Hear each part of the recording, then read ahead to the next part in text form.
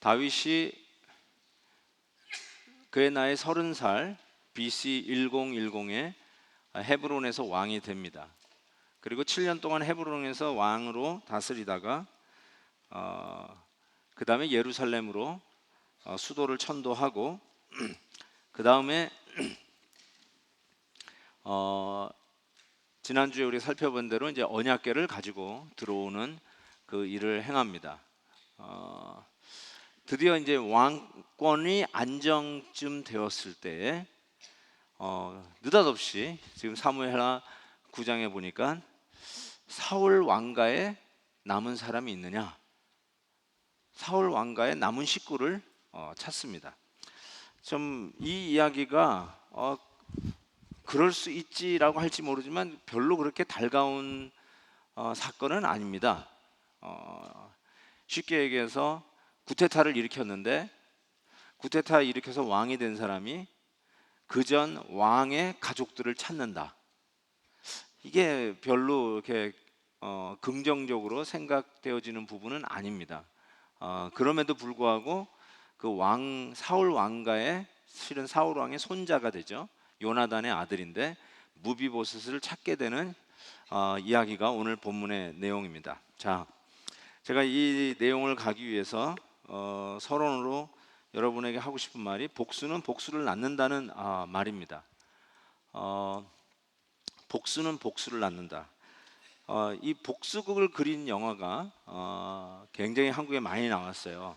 올드보이라든지 악마를 보았다라고 하는 그 이병헌이 주연을 했죠. 최민수하고 그 다음에 친절한 금자씨 이런 얘기가 나오는데 이거 보셨나요, 다들? 네. 또 야단 맞을까봐 말도 못하고 안 봐도 돼요. 안 봐도 저도 안 봤습니다. 저는 솔직히 이런 영화는 안 좋아해요. 그래서 이런 영화는 의도적으로 이렇게 피하는데 그래도 제가 한번 이 영화를 좀 서치를 해봤어요. 말씀을 준비하다가 그런데 저기 올드보이라든지 저 금자씨 그 영화를 만든 이 박찬욱이라고 하는 이 감독은 이 영화 감독들은요 굉장한 그 좀 포장해서 얘기하면 사상가들이에요. 그냥 영화 그냥 대충 만드는 사람들이 아니라 뭔가 어떤 문제점을 던지고 어떤 시사성을 항상 이야기하는 것에 그냥 그것을 영화로 표현하기 때문에 굉장히 메시지들이 항상 있습니다. 근데 그 박찬욱 같은 감독은 실은 저기 악마를 보았다라고 하는 거는 김지훈 감독이 만든 영화인데 저런 것들을 이렇게 보면은 우리 그러니까 쉽게 얘기하면 세상을 어떻게 보냐면 복수극의 그 피 묻은 역사로 세상을 봅니다. 그래서 이 피 묻은 강으로 시작해서 피 묻은 바다로 끝나는 것. 그게 이 박찬욱 감독의 사상이라고 이야기를 합니다. 실은 제가 이거를 인터넷 신문에서 이 박찬욱 감독의 영화에 대해서 이렇게 평가하는 걸 제가 보면서 많이 참고를 했는데요. 그 세상이 피로 물든 이 모습은 결국은 폭력과 복수의 연속선에서 이 세상이 피로 물들어 있다라고 이야기를 합니다. 그러면서 던지는 이 질문이 인류의 이 피 묻은 역사, 이 폭력의 문제를 어떻게 처리할 수 있을 것인가, 어떻게 해결할 수 있을 것인가. 이 악순환, 복수는 또 다른 복수를 만들어내고 마는 이 악순환을 어떻게 우리가 끊어낼 수 있을 것인가. 우리 기독교적인 아주 간단 명료한 해답은 용서입니다. 그렇죠? 용서. 근데 이 박찬욱 감독은 이 기독교적인 기본 진리인 용서를 증오한다라고 얘기해요. 그래서 내가 가만히 생각해봤는데 제가 최근에 그런 얘기를 많이 했어요. 밀양이라고 하는 영화도 제가 얘기했지만 용서가 뭐냐? 그냥 여러분 이렇게 피해를 입었는데 용서를 해준다는 말이 언제 이 용서가 나가겠냐는 거예요. 우리가 에이, 별거 아닌데 뭐 나 별로 다치지도 않았어. 그러니까 용서한다 라고도 할 수 있지만 다리 하나가 부러졌어요, 여러분. 의도적으로 내 다리를 부러뜨렸는데, 여러분, 복수의 연장선에서 세계사를 이해한다면 저 사람의 다리를 내가 분들어 놔야 된다는 거죠. 근데 이거를 단순히 복수라기보다는 이 박찬욱 감독 같은 이런 감독의 눈에는 그게 안갚음 같은 어떤 시시한 인간의 이 복수극이라기보다는 이거는 정의다 이렇게 얘기해요. 저스티스다 이렇게 얘기해요. 저스티스. 그래야 저스티스가 이루어져야 용서가 비로소 된다라고 얘기합니다. 그러니까 기독교적인 그 복음의 핵심 원리가 이 세상에서 오해가 되는 게 뭐냐면 저스티스의 과정을 밟지 않은 얄팍한 용서를 이 박찬욱 감독 같은 경우는 증오한다라고 얘기하는 것이죠. 저는 그런 거 증오해야 된다고 생각하고 그거는 기독교적인 복음도 아니다라고 생각해요.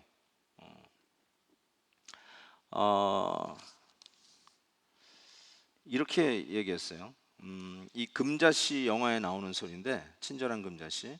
그 금자씨가 이영애 씨가 주연했죠. 그래서 그 금자씨가 자기 딸 제니에게 이렇게 얘기해요. 잘 들어보세요. 딸에게 하는 말. 잘 들어도 사람들은 누구나 실수를 해. 하지만 죄를 지었으면 속죄해야 하는 거야. 속죄 알아? 큰 죄를 지었으면 크게, 작은 죄를 지었으면 작게. 알았지? 이렇게 얘기해요. 자, 보세요. 누구나 실수를 해요. 인정해요. 그런데 죄를 지었으면 속죄를 해야 된다. 크게 지었으면 크게 속죄해야 되고 작게 지었으면 작게 속죄해야 된다. 그 대사에는 나오지 않지만 이게 뭐냐? justice. 이게 정의예요.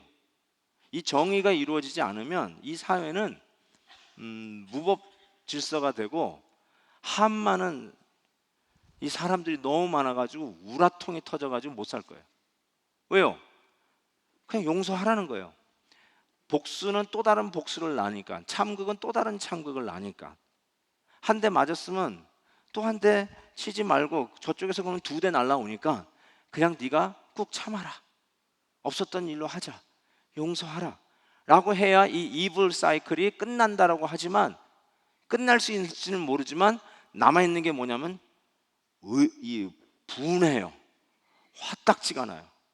억울해서 못 살겠어요. 그래서 혈압도 올라가고 막 그냥 이 부정맥이 생기기 시작하고 입맛 떨어지고 인생 사는 재미가 나지 않는다. 정의가 이루어지지 않는 세상에서 살고 싶지 않습니다. 여러분, 인종차별 받는 나라에서 살고 싶습니까? 저는 그 필라델피아에서 저희 부모님이 아이스크림 장사하고 그다음에 그로서리 할 때 가끔 이제 주말에, 저는 이제 캠퍼스에서 기숙사에서 살았으니까 주말에 미안해서, 부모님 고생하는 게 미안해서 주말에 나왔어요. 주말에 집으로 나와가지고 한 시간 반 운전하면 집으로 올 수 있었으니까 나와가지고는 그 필라델피아 아시는 분은 알겠지만 그 로간이라고 하는 지역, 아주 깜깜해요. 아주 깜깜한데 그 로간이라는 지역에서 장사를 하는데 정말 힘들더라고요.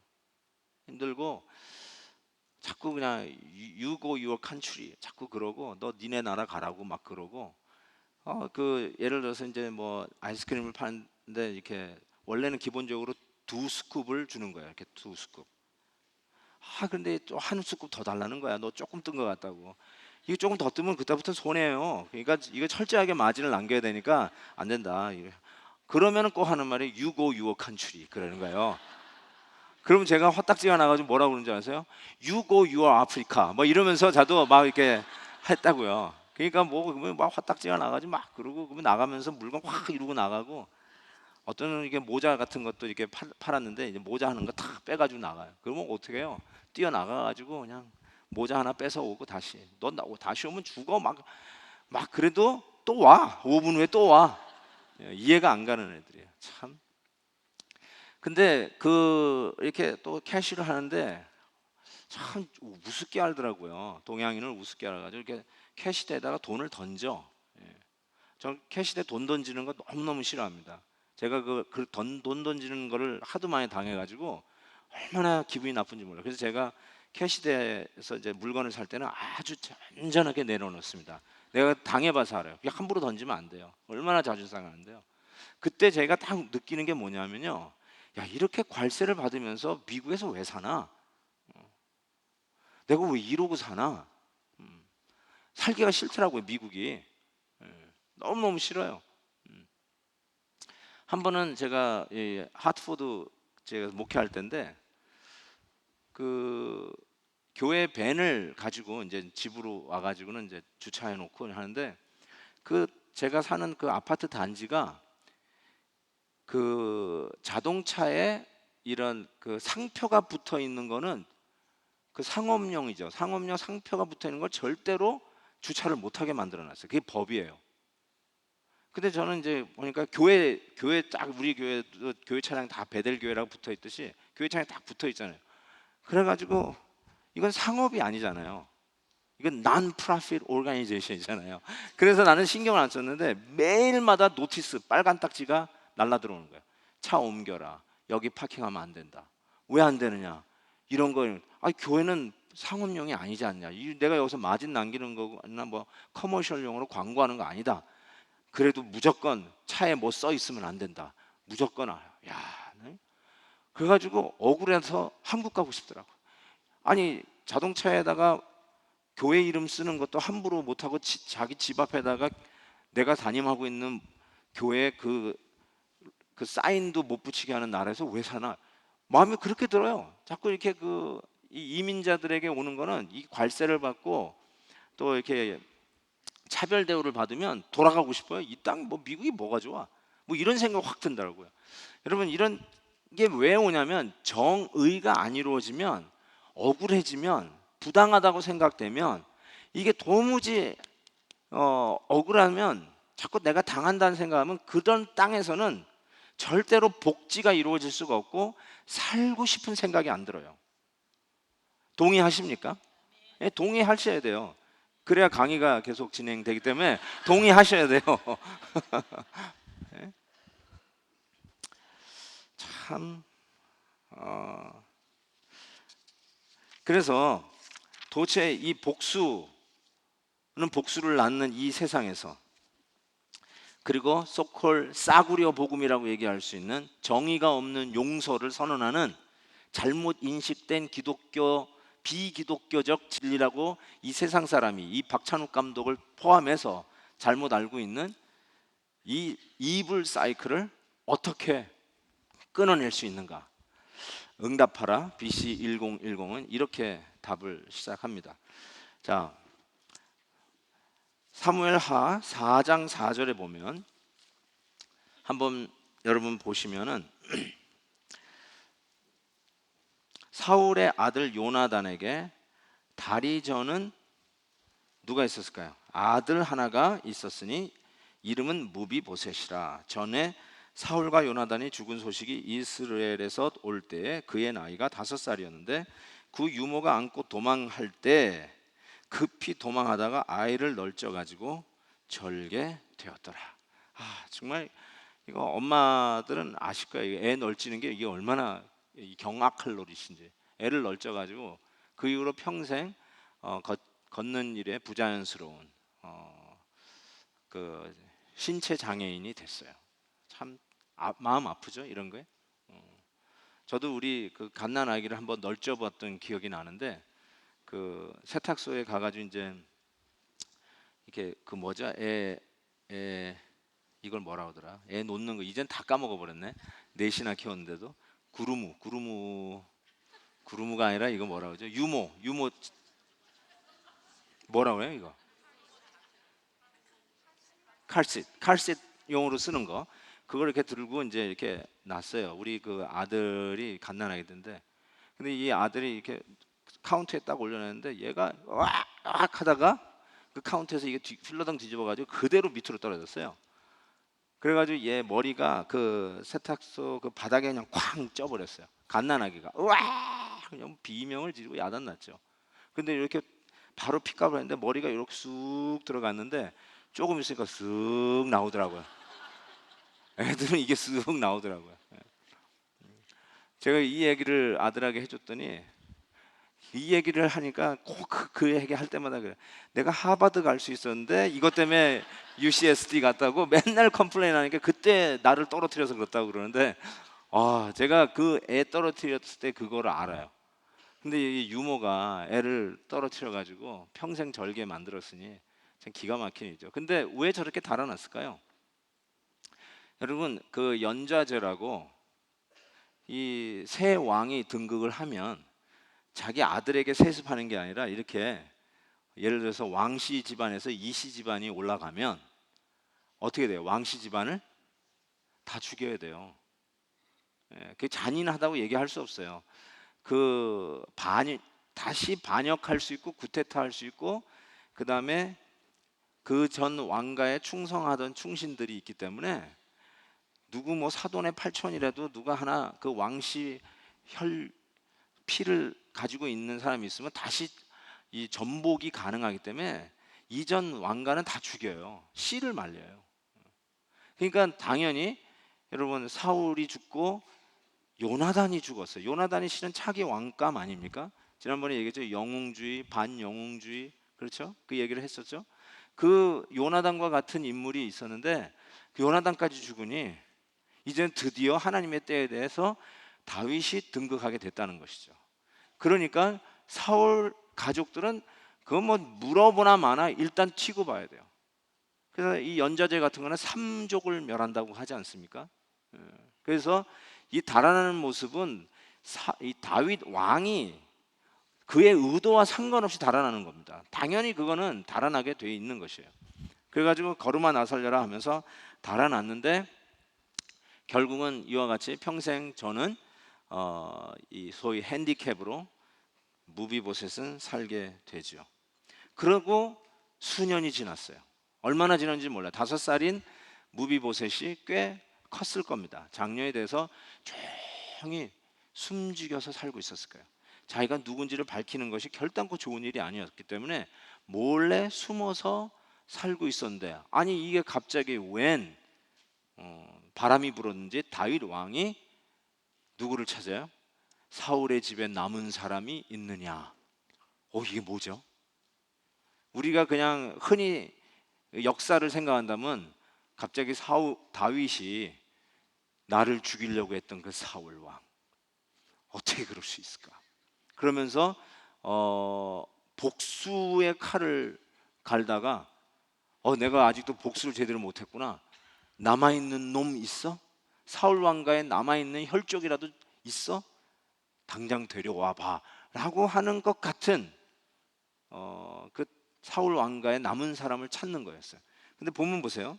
다윗이 이르되 사울의 집에 아직도 남은 사람이 있느냐. 요까지만 보면은 그냥 한 사람이라도 있으면은 내가 지구 끝까지라도, 아니면 지옥 끝까지라도 찾아가서 내가 반드시 요절을 내겠다, 뭐 이렇게 나올 것 같은데, 이렇게 얘기했어요. 내가 요나단으로 말미암아 그 사람에게 은총을 베풀리라 라는 표현을 씁니다. 은총. 여기서 이 은총이라는 말, 실은 은혜라고 해도 괜찮습니다. 히브리어로는 뭘까요? 혹시 아시는 분 계세요? 은혜, 은총. 영어로는 loving kindness. 뭐요? 좀 나오네요. hesed. 따라해 볼까요? 이렇게 약간 가래를 뱉으면 안 되고요. 가래 뱉을 듯한 발음은 hesed. 이렇게 그냥 헤세드 합시다. 헤세드. 헤세드라고 하는데, 이 헤세드라는 게 도대체 뭘까? 제가 지난주에도 조금 말씀을 드렸어요. 은총이란 뭔가, 은혜란 무엇인가. 제가 신학교 시절에 은혜에 대해서 배웠던 교수님이 실은 교회사 교수님이었어요. 왜냐하면 그 교회사 교수님이 은혜가 단순히 사전적 낱말 정의를 해서 이해가 되는 게 아니라는 거예요. 실은 교회사적으로 은혜가 무엇이냐 가지고 엄청나게 싸웠다는 거죠. 은혜가 무엇이냐. 그러면서 이제 지금도 기억나는 게 있어요. 하나님이 누구를 구원하기를 원하시겠느냐라고 하는 질문을 전제로 하고, 아침에 탁 일어나자마자 성경을 펴고 말씀을 읽고 기도하는 사람이 있어요. 근데 이쪽에 보니까 이 사람은 늦잠을 자고 일어나자마자 로브를 걸치고 문 밖으로 나가가지고 신문을 픽업해서 집에 안으로 들어와서 모닝 담배를 피면서 신문을 읽고 있는 사람이 있어요. 그러면서 질문이, 누구를 하나님이 구원을 하기를 원하실까? 이렇게 질문을 던지셨어요. 여러분 누구를 구원할 것 같아요, 하나님이? 으하하하. 그렇죠? 이게 함정이 있는 질문 같죠? 맞아요, 함정이 있어요. 대부분 우리는 아침에 일어나자마자 성경을 읽고 큐티를 하고 기도하는 사람, 하나님이 야, 참 귀한 내 아들이다, 내 딸이다 하면서 내가 이들을 구원하지 않겠느냐라고 이야기를 하시면, 그러면 제가 지난 주일날 뭐 체크 뭐 얘기했던 거 기억나요? 일주일이라면 일주일에 일한 만큼 체크가 있어요. 예? 근데 페이 체크를 받는다면 그 페이 체크는 은혜가 아니에요. 여러분 땀 흘림 대가의 체크예요. 당당하게 받고 나가셔도 돼요. 오히려 수당을 안 주면 인플로이를 수할 수 있어요. 그렇죠? 미국은 그래요. 왜냐하면 내가 일한 만큼의 대가를 안 주면 수를 해야죠. 그래서 받아낼 수 있는 권리가 여러분에게 있어요. 그러니까 체크를 받으면 당당하게 받아가지고 나올 수 있죠. 그런데 아까 보세요. 그렇다면 하나님이 이게 구원을 해주는 것이 아침에 일찍 일어나서 큐티하고 경건한 생활을 하는 그 사람을 구원한다고 생각하면 그것이 은혜이겠느냐? 그것은 그 사람이 번 페이체크와 같이 구원을 번 거 아니냐? 왜냐하면 열심히 착하게 견실하게 경건하게 그렇게 살았지 않느냐? 그러니까 적어도 아침에 일어나서 담배 피면서 그냥 성경보다는 신문을 먼저 읽고, 예?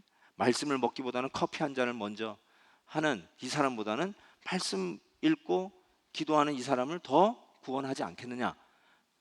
맞잖아요. 이게 굉장히 합리적인 사고방식 아니에요? 이거 가지고 교회사가 싸웁니다, 여러분. 이게 별거 아닌 것 같지만 이게 교회사의 큰 줄기 중에 하나예요. 은혜가 무엇이냐? 그래서 어떤 분은 야 50, 50으로 하자. 50은 그래도 어느 정도 될성님은 떡잎부터 봐야지. 그게 은혜가 있어야, 하나님의 그 페이버가 있어야 구원하지 않겠느냐 라는 얘기를 하고 그렇습니다. 근데 여러분 실은 practically 여러분 한번 생각해 볼 때, 여러분이 이 자리에 오신 분들 다 구원받았다는 것을 전제로 하고 구원의 확신이 있다라고 생각하고, 나는 하나님의 은혜로 구원받은 백성이라는 걸 확신을 하고, 그렇다면 여러분에게 묻겠습니다. 여러분은 왜 못담시 구원을 얻었다고 생각하십니까? 한번 생각을 해보세요. 가장 근사한 게 부모님의 기도. 가장 겸손하게 얘기할 수 있는 게 부모님의 기도. 근데 그것도요, 맞아요. Right answer. 그런데 at the same time wrong answer. 오답이에요. 왠지 아세요? 내가 왜 구원을 받았느냐? 기도 때문이라면, 기도가 뭐가 되냐면 아까 얘기한 대로 아침에 일찍 일어나서 경건의 시간을 가진 것이, 영어로 이제 merit이라고 그러는데, 내가 당연히 구원받을 만한 merit이 생긴 거예요. 내가 당연히 일한 만큼 페이체크를 받을 권리가 있듯이 부모님의 기도로 내가 구원받았다라고 하면 부모님의 기도가 merit이 되는 거예요, 갑자기. 그러면 이쪽에는 부모님이 기도를 안 해. 평생 기도 안 한 사람이야. 아예 부모님이 교회도 근처도 안 가고 돌아가셨어요. 그런데 교회도 안 간 부모님의 자녀가 구원을 받았어요. 그러면 그 사람은 어떻게 구원받았을까요? 부모님이 기도도 하지 않았는데. 착해서, 남한테 해코지 안 해서, 오히려 부르익기를 잘해서, 그래서 그러면 구원을 받았나요? 요것이 굉장히 애매하지만 그게 바로 은혜를 설명하는 데 있어서 아주 중요한 부분이에요. 그래서 교회사 선생님이 은혜를 가르쳤어요. 은총이란 뭐냐면 이렇게 얘기합니다. 전혀 구원할 필요도 없고 구원받을 자격이 없는 자를 하나님이 구원해 준 사건, 사실, 그게 은혜, 은총, 헤세드예요. 그러니까 자, 나를 왜 구원해 주셨냐? 내 안에 구원받을 만한 조건이 있다 없다? 자존심 상하세요? 없다라고 그러니까? 다시 한번 묻겠습니다. 하나님이 나를 구원해 주시는 이유가 내 안에 있다 없다? 확실하게 없다라고 얘기해야 여러분은 은총, 은혜가 뭔지를 이해하시는 분이에요. 근데 만약에 나에는 구원을 받을 만한 어떤 이유가 그래도 조금 있다. 3대째 신앙인이다. 부모님의 기도가 쌓여 있다. 그래도 우리 부모님이 교회를 3개나 지었다. 우리 집안의 목사님이 31명이다. Something like that. 그런 얘기 많이 하잖아요. 물론 그것이 내가 이것 때문에 구원받았다는 의도로 얘기하지는 않지만 그래도 막 해짓고 들어가다 보면은 발음에 뭐냐면 내가 이렇게 구원받아 하나님의 백성으로 사는 메릿이 있다는 거예요. 메릿이. 이왕이면 다홍치 말하고 하나님께서 저렇게 하나님 앞에 감사할 줄도 모르고 그냥 엉망으로 사는 사람보다는 착하게 살고 신앙의 전통 가문이고 그리고 아침에 일어나서 성경을 펼치는 이 사람을 구원하지, 이왕이면 다홍치 말하고 아무것도 없는 저를 구원하지 않을 것이다 라고 우리가 어느 날 어느 순간에부터 생각하게 돼요. 그러면서 어떤 도전이 오냐면 어떻게 해서 구원받게 되셨어요? 그러면은 은혜라고 얘기를 안 하고 자꾸 내 메리트를 생각하게 된다는 거예요. 자, 그런 의미에서 이 은총이라는 게 너무 중요해요. 다시요. 그럴 필요가 없는 하나님이 그걸 받을 자격도 없는 저와 여러분들에게 조건 없이 그 은혜, 그것을 하나님의 사랑과 페이버를 베풀어 주시는 그 사실이 바로 은총이요 은혜다라는 것입니다. 아멘입니까? 아직도 믿어지지가 않죠? 그래도 뭔가 있어서 내가 구원받았다고 생각하죠? 제가 왜 구원받았을 것 같아요? 여러분, 김한효 목사는 왜 구원받았을 것 같아요? 베델교회 담임 목사 될 줄 아시고, 그래야 여기서 말씀을 전하면서 여러분들을 푸른 초장으로 인도할 목자로 섬기기 위해서 야 너는 괜찮겠다 해서 애시당초 구원하셨는가 라고 생각할 수 있어요. 그게 뭐냐면 은혜가 아니라 자기가 페이체크를 당연히 받듯이 받는 거라고 생각할 수가 있어요. 우리가 얼마든지 그 함정에 빠져들 수 있다는 사실을 기억하셔야 됩니다. 자, 보세요. 이 은총에 대해서 조금 더 얘기를 해볼게요. 자, 다윗의 사울의 집안에 도대체 남은 사람이 있느냐라고 물어봤을 때 시바라고 하는 신하가 이렇게 이야기합니다. 9장 3절에 왕이 이르되 사울의 집에 아직도 남은 사람이 없느냐, 내가 그 사람에게 하나님의 은총을 베풀고자 하노라 하니 시바가 왕께 이르되 요나단의 아들 하나가 있는데 다리를 저는 자니이다 하니라. 자, 여러분 요 말을 한번 잘 생각해 보세요. 이 시바가 뭐라고 얘기하냐면 있습니다. 어떻게 찾으셨어요? 근데 은총을 베풀다는 거예요. 그 아무런 조건 없이 임금으로서 그 은혜를 베풀겠다는 거예요. 은혜를 받을 자격은 없지만 은혜를 베풀겠다는 거예요. 그 이야기를 알아들은 이 신하가 뭐라고 얘기했냐면 하나 있습니다. 그럼 있다고 그러지. 거기서 멈추지 않고 더 갑니다. 있긴 있는데 다리 저는 자니이다 이렇게 얘기했어요. 있긴 있는데 가로 열고 가로 닫고가 빠져 있어요. 뭘까요? 가로 안에 뭐가 들어갈까요? 임금의 은총을 받을 남은 사울 왕가의 가족이 있기는 있는데 그 은총을 전혀 받을 자격이 없는 가로 닫고 다리 저는 자가 있습니다. 그 뜻이에요. 있긴 있는데 왕의 은총을 받을 만한 사람이 아닙니다.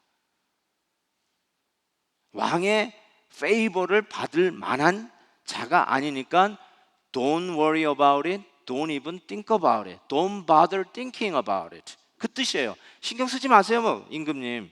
신경 쓰지 마세요. 꼭 임금님이 이렇게 은총을 베풀 만한 사람이 아닙니다. 저는 사람이에요. 장애인이에요. Don't worry about it. 그 뜻이에요 지금 저게. 여러분 참 이름을 잘 지어야 돼. 이름이 시바야. 발음을 잘 하셔야 돼요. 이건 못 알아들어야 은혜로운 건데 왜 또 알아들으세요? 이름대로 돼요. 이 이름이 이 모양이니까 이런 얘기를 하죠. 그렇죠? 자 보세요. 거기다 한마디 더 해요. 왕이 그에게 이르되 그럼 그가 어디 있느냐? 저는 전은자입니다 라고 했는데도 다윗은 아랑곳하지 않고 이렇게 얘기합니다. 어디 있느냐? 그때는 시바가 또 이렇게 얘기합니다. 왕께 이르되 로드발 암미엘의 아들 마길의 집에 있나이다. 여기 보니까 로드발이라는 말이 나와요. 로드발 암미엘의 아들. 로드발은 지명입니다. 지명. 예를 들어서 아리마대 요셉 하면은 아리마대가 지명이에요. 나사렛 예수, 그럼 나사렛이 지명이에요. 어디 출신이라는 거예요. 그렇죠? 그와 마찬가지로 여기 이 무비보셋이 있긴 있는데 무비보셋은 어디서 사냐면은 로드발 출신입니다. 그 뜻이에요. 로드발 출신이에요. 로드발이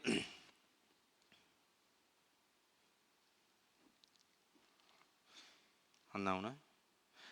자, 로드발의 이름의 뜻이요. 뭐냐면 황량한 곳이에요.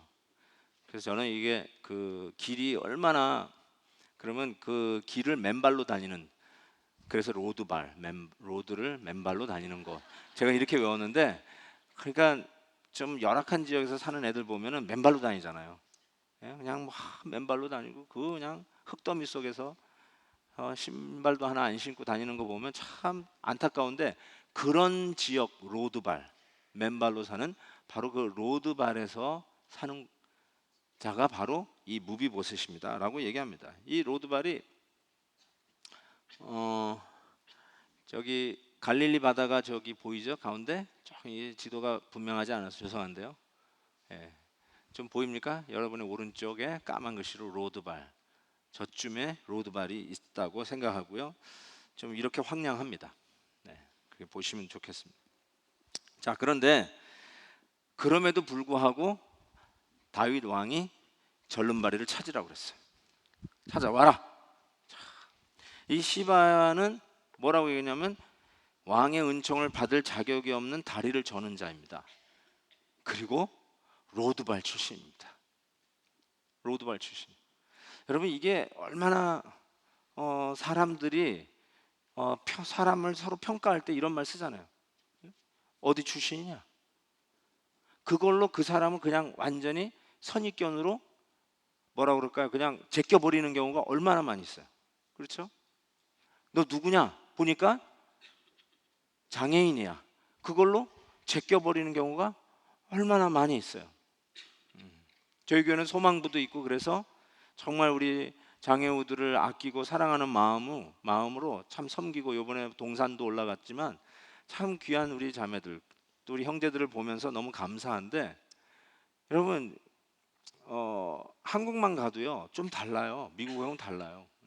휠체어 타고 못 갈 데가 아직도 너무 많아요. 한국은 여기서야 뭐 휠체어로 못 갈 데가 없는 것이 건축법이니까 미국은 그런 의미에서 아주 기본적으로 잘 돼 있지만 한국만 가도 그게 잘 안 돼 있잖아요. 그런데 하물며 지금부터 한 3,000년 전으로 돌아가서 장애인들을 대하는 것은 선입견이 그냥 보는 것으로 그냥 이미 판단을 해버리고 너는 아니다라고 결정을 하지 않습니까? 실은 그 제사장도 여러분 제사장들이 뭐 레위 지파라고 무조건 다 제사장 되는 게 아닙니다. 몸을 다 뒤집니다. 그래서 몸에 조금이라도 흠이 있으면 제사장 될 수가 없어요. 저 같은 사람이 오늘 이 시대의 제사장이라면 저는 제사장 못 돼요. 왠지 아세요? 눈이 안 좋아요. 그렇잖아요. 안경 쓴 사람은 절대로 제사장이 될 수가 없습니다. 그래서 목사를 합니다.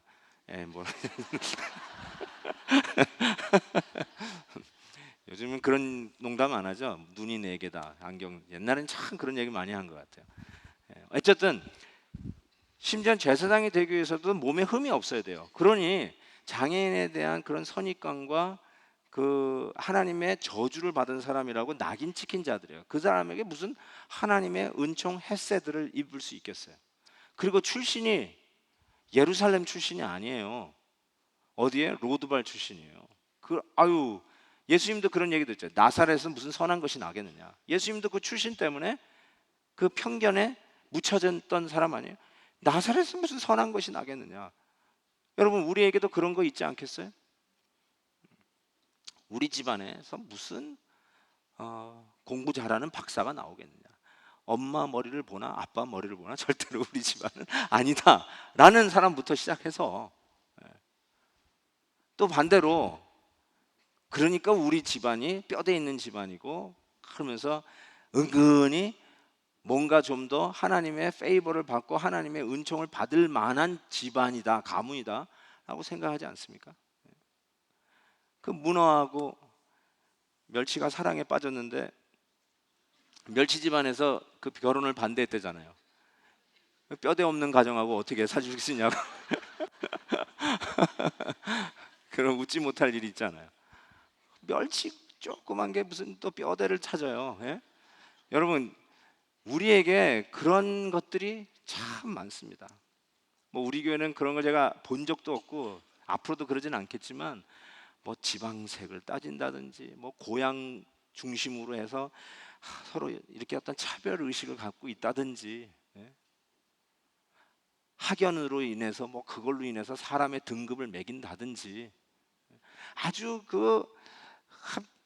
그런 아주 희한한 인간적인 것으로 전부 다 우리는 편을 나누고 누가 더 낫니 누가 더 탁월하니 하지만, 하나님의 입장에서요 생각해 볼 때 참 기가 막힌 일이 아니겠어요?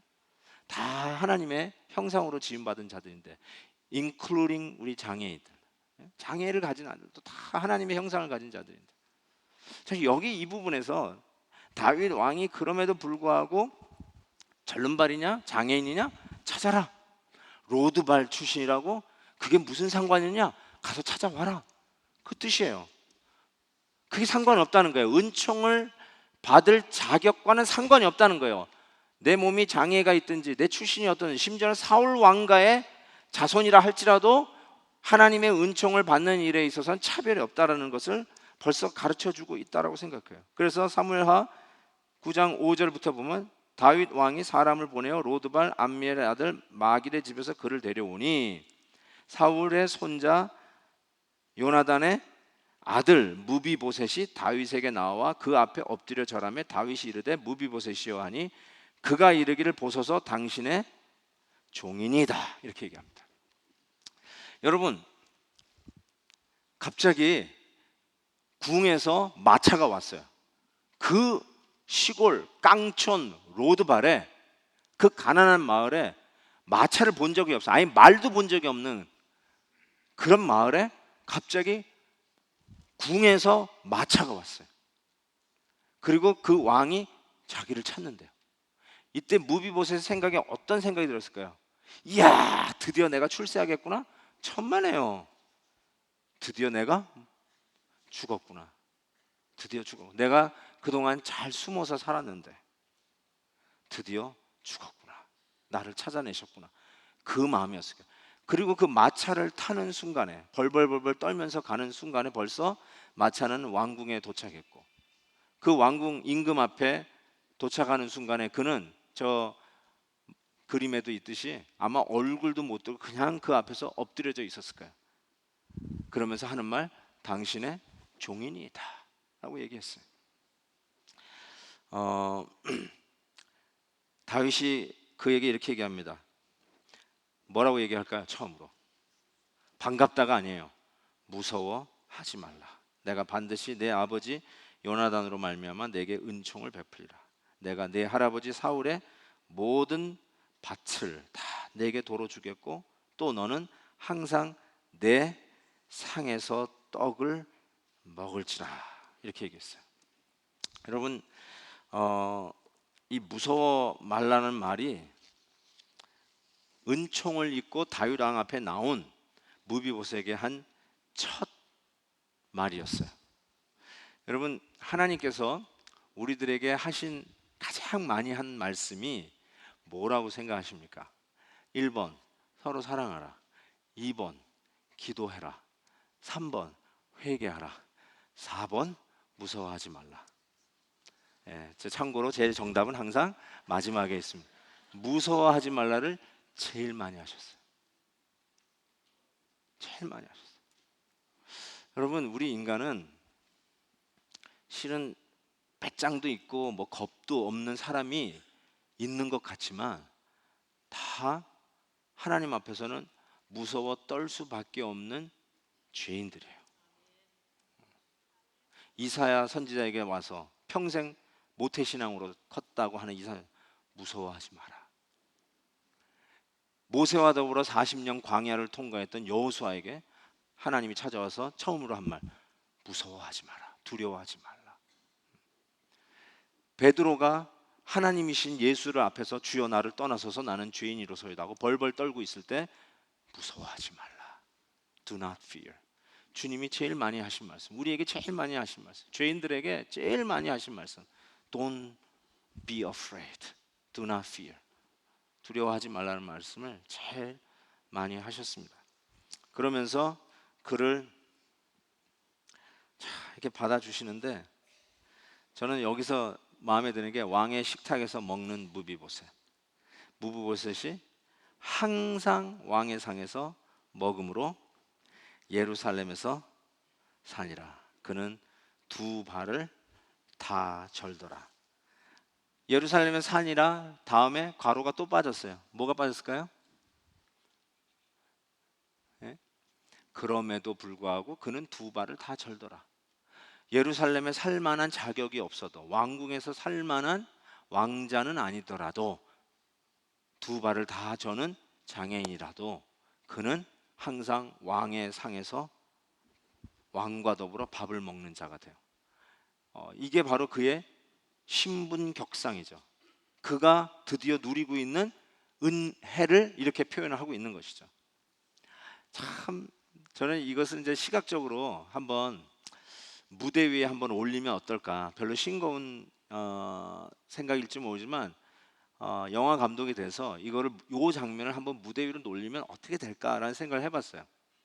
이게 어떻게 좀 드라마틱하게 이 관객들에게 은총이 뭐고 은혜가 뭔지를 확 심어줄 수 있을까? 장애인을 왕궁의 왕자와 같이 받아들여 주는 거를 하나의 어떤 구제, 어떤 뭐라고 그러죠? 그냥 불쌍하니까 동정, 그런 차원이 아니라 하나님이 우리 죄인들에게 베푸시는 은총을 확 느껴주게 할 것인가? 참 그게 굉장히 참 궁금합니다. 제가 월요일 날 영화 하나를 봤어요. 우리 아내와 더불어 월요일 데이트를 하면서 본 영화가 뭐냐면 노아를 봤어요. 그 문제작 노아를 봤어요. 하도 여러 이렇게 크리티시즘이 많아가지고 내가 봐야 되겠다는 생각이 들었어요. 그래서 이제 했는데 노아를 이렇게 보면서 실은 노아를 보고 걸어 나오면서는 영화 괜히 봤다. 영화 본 가격이 아깝더라고요. 근데 제가 계속, 죄송합니다. 계속해서 이 영화를 생각하게 됐어요. 도대체 이 데렌 아론스키 이 감독이 뭐를, 아까도 얘기했지만 감독은요 그냥 영화 만드는 게 아니잖아요. 뭔가 던져주려고 하는 메시지가 있기 때문에 이게 뭘 해주려고 하는 것일까, 노아를 통해서 뭘 보여주려고 하는 것일까 생각을 많이 했어요. 그는 주이시예요. 그러니까 어렸을 때부터 성경을 배우고 자란 사람이에요, 이 감독이. 그리고 자기가 그 보니까 그 글짓기 대회에 나가서 처음으로 상을 받았는데, 그 글짓기 대회에서 나와서 받은 첫 상을 받은 게 피스라고 하는, 평화라는 제목으로 쓴 자기 글이 UN 상을 받았대요. 그러니까 자기가 처음으로 받은 상이라고 하는데 사람이 굉장히 그런 피스에 대해서 생각을 많이 하면서 컸더라고요. 근데 역시 아까 얘기한 그 박찬욱 감독처럼 인류의 역사는 피의 역사라는 거예요. 복수의 연속이라는 거예요. 그래서 이 강과 바다를 피물로 들이는 게 인류의 역사라고 하는 전제 속에서 보는데, 누가 이 복수의 사슬을 끊어낼 것인가. 그래서 실은 이 감독도 가만히 생각해 보니까 아까 얘기하는 justice, 정의와 그 다음에 mercy, 자비, 이 두 사이의 균형을 가지고 고민하는 흔적이 자꾸 느껴지더라고요. 성경적이진 않지만 성경에 내서 그 하는 게, 노아가 결국 뭐예요? 대홍수가 뭐겠어요? 죄인들을 하나님이 심판하시는 거예요. 그것이 무엇이에요? justice예요. 공의예요. 정의로운 거예요. 죄인들을 물로 쓸어버리는 거예요. 하나님이 한탄하셨어요. 쓸어버리는 거예요. 근데 보셨어요, 노아?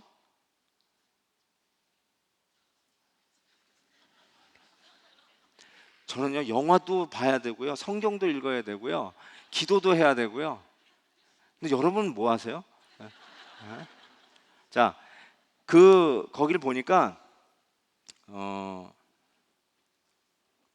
나중 거기 그 세팅이 비성경적이지만, 노아가 무슨 생각을 하냐면 하나님의 정의를 만족시키기 위해서, 하나님의 공의, justice라는 영어를 쓰는데 justice를 만족시키기 위해서 다 죽어야 된다고 생각해요. including 자기 가족까지 포함해서 다 죽어야 된다고 생각해요.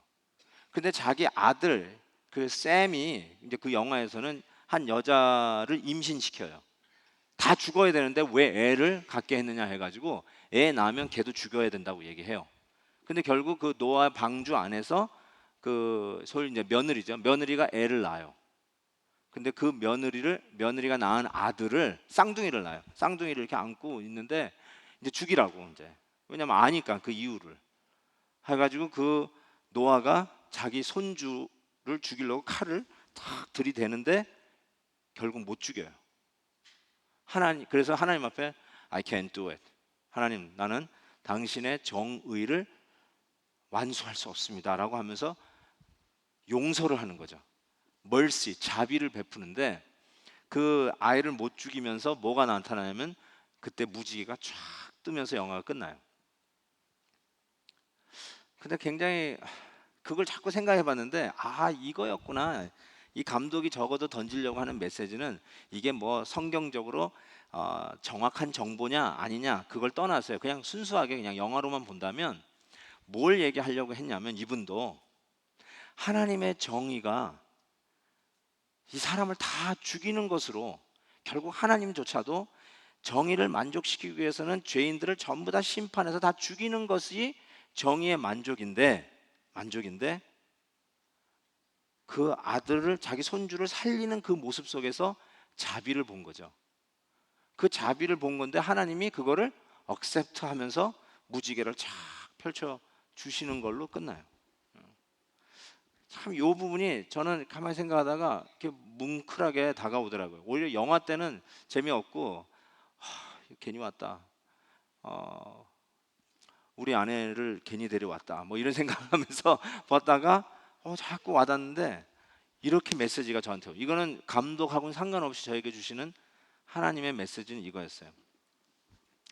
그 노아가 드디어 하나님의 정의를 만족시키기 위해서, 왜냐하면 정의가 완성돼야 편안한 사회가 되니까, 그게 좋은 사회니까, 죄에 대해서 하나님의 정권을 하는데 그 손주를 안 죽여요. 쌍둥이 손주를 안 죽여요. 그리고 무지개가 뜨는 걸 보면서, 진정한 정의의 만족은 복수를 통해서는 안 돼요. 모든 사람을 다 죽여도 하나님의 정의, justice는 만족이 안 돼요.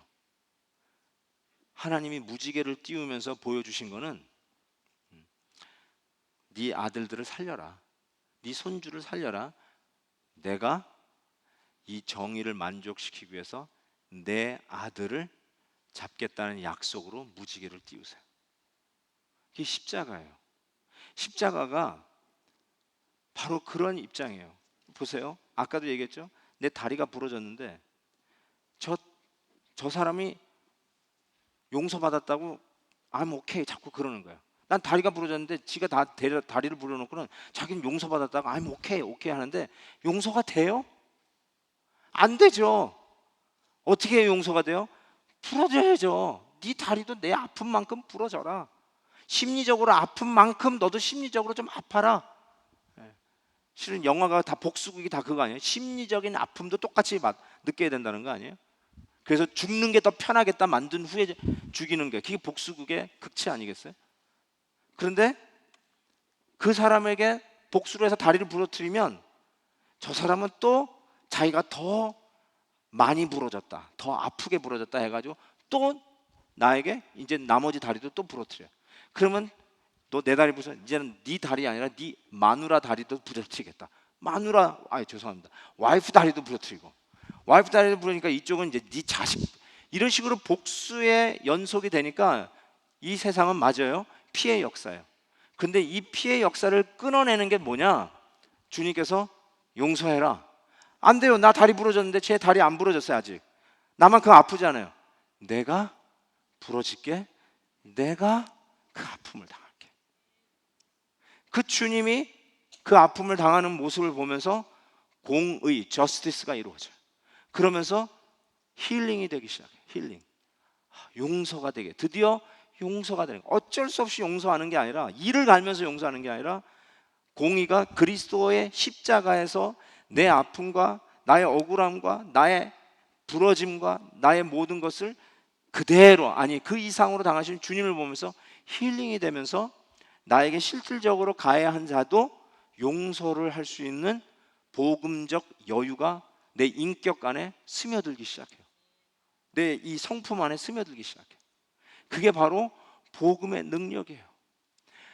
다윗이, 잘 보세요, 어떻게 무비보셋에게 은총을 베푸는가. 아까 계속 나왔어요. 요나단으로 인하여. 요나단으로 인하여. 요나단이 그 은총을 다윗에게 베풀었어요. 그 은혜를 받은 다윗이 사울 왕가의 손자지만, 원수 집안이지만, 자기를 몇 번 죽이려고 했던 아주 원수 집안이지만, 그 무비보셋, 그것도 로드발 출신의 다리를 저는 장애인임에도 불구하고 왕의 자리에서 평생 먹을 수 있도록 은총을 베푼다. 왕의 아들로 삼습니다. 이게 바로 하나님이 우리에게 베푸신 은혜예요. 사랑받는 사람이 사랑할 줄 안다는 말을 해요. 은혜 받은 사람이 은혜 베풀 줄을 알아요. 하나님의 사랑이 뭔 줄 알고, 이 구원의 감격이 뭔 줄 알고, 용서받는 게 뭔 줄 알고, 천국의 은혜가 어떤 건지 아는 자만이 이거를 알지 못하는 자를 안타깝게 여기고 복음을 전하는 모티베이션이 생겨요. 만약에 여러분이 나는 잘나서, 나는 선택을 받았기 때문에, 저 사람은 아직 선택을 못 받았기 때문에 하는 어떤 희한한 우월감과 그런 교만함 때문에 내가 이 구원에 하나님의 페이버를 받고 있고 내 메릿이 있어가지고 내가 이런 은총을, 하나님의 복을 누린다고 생각하면 그 사람들은 절대로 전도하지 않습니다. 그런 사람들은 절대로 전도할 수 있는 동기부여를 받을 수가 없어요. 왜냐하면 자기가 잘나서 하나님의 사랑을 받았기 때문에, 자기가 받을 만해서 받았기 때문에. 못 받은 사람은 그렇기 때문에 못 받았어요. 그렇지 못하기 때문에 못 받은 거예요. 절대로 거기에 죄책감이나 나 같은 은혜를 저 사람도 받아야 되는데 하는 긍휼한 마음, 즉 요나단으로 인하여 사울 왕가의 은총 베풀 만한 여유가 그 사람에게는 없는 거예요. 하나님은 오늘 이 다윗을 통해서 우리에게 그것을 가르쳐 줍니다. 여러분, 노아가요, 그 영화에서 막 그 방주에 올라타려고 하는 사람들을 막 죽여요. 못한다고 막 죽여요. 그러니까 그 와이프가 그래요. What are you doing? 그래요. 그때 노아가 이런 얘기를 했어요. I'm doing justice. I'm doing justice. 저 사람들은 마땅히 받아야 할 벌을 받는 거야. I'm doing justice. 근데 여러분, 복수는 아까 그 얘기도 했지만, 그 박찬욱 감독이 얘기했는데, 복수는 단순한 안갚음의 연속이 아니라 신적인 복수를 얘기할 수밖에 없어요. 하나님의 공의예요. 신적인 복수예요. 그래서 하나님만이 이 복수가 복수를 낳는 이 evil cycle, 이 악순환을 끊어낼 수 있어요. 그게 바로 하나님이 우리에게 허락하신 당신의 독생자 예수 그리스도예요. 자, 다시 마지막으로 돌아갑니다. 저는 이렇게 생각했어요. 드디어 임금이 딱 앉아있는 자리에 진수성찬이 쫙 차려져 있어요. 왕과 왕자들이, 로얄 패밀리들이 먹는 테이블이 쫙 차려져 있어요. 땡땡땡땡, 식사 준비됐습니다. 식사 시간이에요. 우리 거천이 교육자들에게 식사 시간입니다. 그 알렸어요. 딱 하니까 다윗 왕이 딱 가운데 앉고, 조금 있으니까 누가 탁 나타날까요? 네? 압살롬이 탁탁탁 타는데, 거기 머리가, 그거 머리만 잘라 팔아도 엄청나게 머리가 무겁고 아주 여자들도 부러워하는 머릿결, 멋있는 압살롬이 탁탁탁. 조금 있더니 암놈, 진짜 누가 보더라도 반할 남자, 탁탁탁, 별에서 온 그대 딱 앉았어요. 조금 있으니까 다말, 예쁜 공주, 참 퍼펙트 드레스. 그 프로즌에 Let it go, Let it go 부르는 그 자매가 쫙 와가지고 또 쫙 앉았어요. 와, 정말 누가 보더라도 로열 패밀리. 조금 보니까 완전 육군사관학교 출신인지 그 요압 장군이 쫙 멋있는 군복을 딱 입고 저벅저벅하면서 그 왕의 테이블에 또 멋지게 앉았어요. They deserve it. They are qualified. 그 자리에 앉을 자격이 있어요. 조금 있더니 누가 손에 책을 들고 저벅저벅 계단을 내려오는데 안경 쓰고 내려와. 누굴까요? 솔로몬. 예, 솔로몬이 쫙 내려오는데 누가 보더라도 머리에서 번쩍번쩍하는데 지혜로워. 굉장히 인터렉츄얼하게 보여. 해리 포터에 나오는 바로 그 주인공 같이 안경 쓰고 탁 내려오는데, 야, 정말 박사 중에 박사 같다라고 느낄 정도로 쫙 왔으니 또 옆에 턱 앉아요. 다 왔나요? 그러는데 갑자기 퍽 쓱 퍽 쓱 퍽 쓱 하는 소리가 들려요. 뭔 소리요? 뒤돌아 봤더니 다리를 저는 절름발이, 그래서 걷지 못하는 이 무비보셋이 손으로 퍽 바닥을 짚고 자기 몸을 끄는 소리, 퍽 쓱 하면서 저기서부터 기어와요.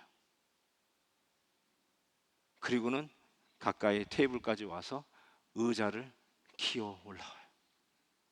그리고 왕자들과 요압 장군과 다윗 왕가의 로열 패밀리들과 함께 그 테이블에 턱 앉아요. 이것이 우리가 천국에 앉는 모습이에요. 우리는 그 자리에 앉을 자격이 없어요. 저 지옥불에 토스돼도 할 말 없는 죄인들이었어요. 그런데 하나님께서 예수, 하나님의 공의 되시는 예수 그리스도의 십자가에서 복수를 낳는 이 악순환을 끊어내시더니 무비보셋과 같은 우리들을 천국의 어린 양 혼인잔치의 테이블에, 그 주기철 목사님, 손양원 목사님, 베드로 아저씨, 노아 할아버지, 아브라함 할아버지가 있는 그 테이블에 김한효도 기어 올라가 같이 탁 앉고, 이은우 목사님도 그 옆에 탁 앉고, 김경자 권사님도 와서 딱 앉고 나를 빼뜨리면 안 되죠 하고 또 올라오시고.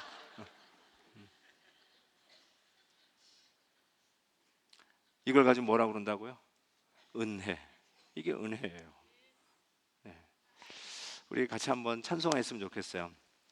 찬송가 410장인데 하나님의 은혜로 있을 데 없는 자 왜 구원하여 주는지, 그 다음에 가사가 이래요. 난 알 수 없도다. 정말 내가 왜 구원받았지? 아무리 생각해도 이유를 알 수 없어야 은혜예요. 근데 알 것 같아 어느 날. 그러면 여러분 어떻게 되는 거예요? 은혜가 뭔지를 몰라요. 내가 구원도 땀을 흘려 벌은 것 같아. 착한 일 해서 번 것 같아. 종교적 활동 많이 해가지고 벌어낸 것 같아요. 그러면 여러분 은혜가 뭔지를 모르고요. 그 사람은 항상 입술에 불평이 있어요. 내가 이 정도에서 얻은 건데 왜 쟤는 그냥 받아요? 그런 컴플레인 생겨요. 나중된 자가 먼저 되는 거를 시기해요. 그걸 기쁘게 생각해야 되는데, 내가 바로 나중에 와서 먼저 된 그 은혜를 아는 사람인데, 교회 새로 온 사람을 별로 안 좋아해요. 그거 아세요? 교회가 새로 온 사람이 와가지고 북적대는 걸 안 좋아하는 사람들이 있어요. 왜 그래요? I deserve. 내가 이 자리에 편하게 앉아서 예배드릴 자격이 내가 있는 건데, 내가 헌금했는데. 만약에 그러시면 여러분 전혀 은혜를 모르는 사람이에요. 하늘나라 천국에 그 상에 올라가는 거 싫어해요. 절름발이가 내 옆에 테이블에 앉았다, 그거 싫어해요. 그걸 내 my brother 하고 안아주고 기뻐해야 되는데 그걸 싫어하는 사람이 있어요. 은혜를 몰라요. 그 사람은 천국의 자리에 못 앉아요. 앉을 수가 없어요. 천국은 은혜를 아는 사람만, 은혜를 받은 사람만 앉는 자리예요. 그래서 오늘 이 찬송을 부르면서 여러분 수도 없이 수백 번 부를 찬송이었지만, 난 알 수 없도다, 이 부분을 You have to sing with meaning. 정말로 I really mean it. 나 정말 알 수 없었다. 한 1%도 알면 안 돼요. 정말 모르겠다 하셔야 돼요. 그게 신앙 고백이 되면 내가 은혜 받은 게 뭔 줄 알아. 그럼 십자가 생각하면 눈물 나요. 예수님만 생각해도 가슴이 뛰어요. 그리고 내가 이런 은혜 받았는데 이걸 모르는 사람에 대해서 정죄가 아니라 혀를 차고 아이 바보 이게 아니라 자꾸 그냥 연민의 정이 생겨요. 긍휼한 마음이 생겨요. 같이 나누고 싶은 마음이 생겨요. 그게 은혜 받은 사람의 정확한 모습이에요. 정말 이 찬송가 그 어느 때 불렀던 것처럼 불렀던 것과 달리 깊이 있게 의미 있게 한번 불러보십시오.